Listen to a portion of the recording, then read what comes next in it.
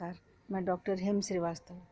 हम छोटा सा विमर्श रखते हैं कि अगर बरसात के पहले ही मिट्टी भीगी हो तब क्या होगा।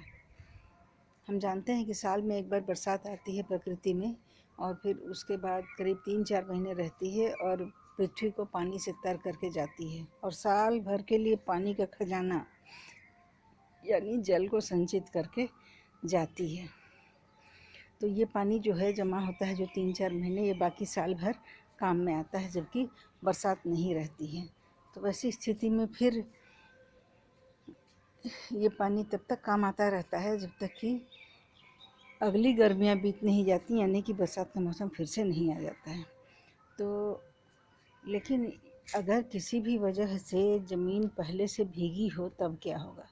मान लीजिए कि गर्मी के मौसम में भी बारिश होती रह गई या फिर जाड़े के मौसम में भी बारिश होती रह गई, तब क्या होगा।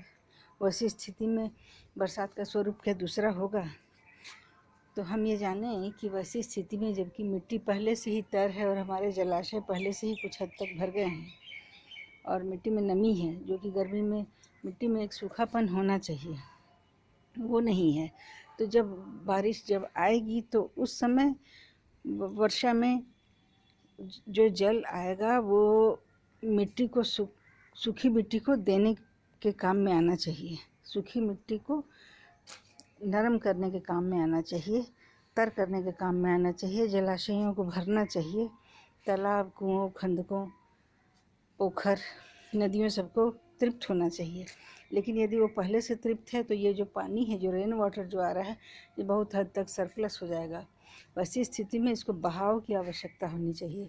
ये जो भी अतिरिक्त वाटर है, जो भी एक्स्ट्रा वाटर है, वो बह करके समुद्र तक जाए।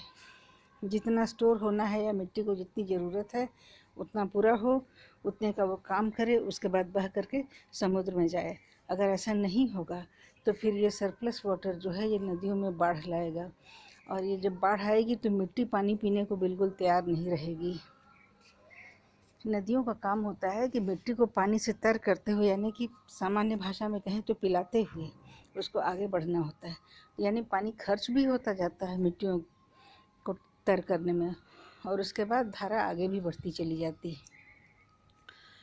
तो अब अगर पहले से ही मिट्टी तृप्त है तब तो बहुत मुश्किल होगी। तो वैसी स्थिति में ये जो बरसात का पानी है ये बाढ़ का कारण बनेगा और मिट्टी उतना पानी नहीं रिसीव कर पाएगी, उतना पानी नहीं ग्रहण कर पाएगी जितना कि उसको प्राकृतिक रूप से करना चाहिए। तो अभी जो हम बाढ़ देख रहे हैं, खास विशेषकर चीन में, वो कहा जा रहा है कि इस कारण से भी है। चीन ने लगभग 1 लाख के करीब बांध बना लिए नदियों पर पिछले कुछ ही समय में।